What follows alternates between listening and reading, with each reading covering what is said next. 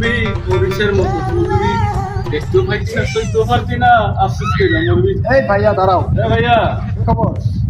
এই তো ভালো। ভালো না? দিনকাল কেমন চলতেছে? ভালো, দিনকাল তো ভালোই, তো আগের মতন দেখা দিতেছে না।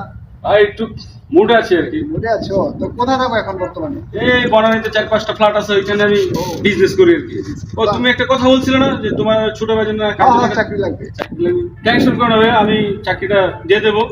আমার পরিচিত একজন লোক আছে, ও নৌবাহিনীতে ঢুকাই দেবো ডাইরেক্ট। ডাইরেক্ট। ঠিক আছে আগে গাড়িটা দেখতাম, গাড়িটা কোথায়?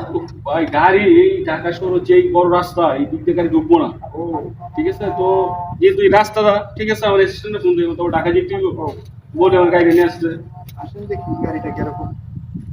এ মক্কেল আলী, কোথায় আমার গাড়িটা নিয়ে এসো তো, চালু করে আসো ব্রিজের নিচে।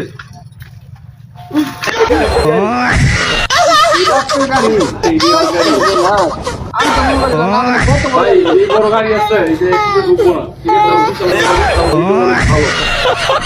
ঠিক আছে, ঠিক আছে, যাই কেন তোমার চাকরিটাও খুলছে না, করে দাও।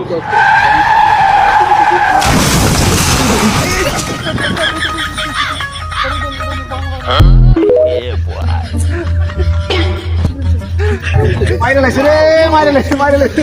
এত ছোট রাস্তা ভাই, মানে যেটা চলাই যায় না। এত বড় রাস্তা আপনার আবার কোন লাগতেছে? শেষ আর এই দিচ্ছিলাম শেষ।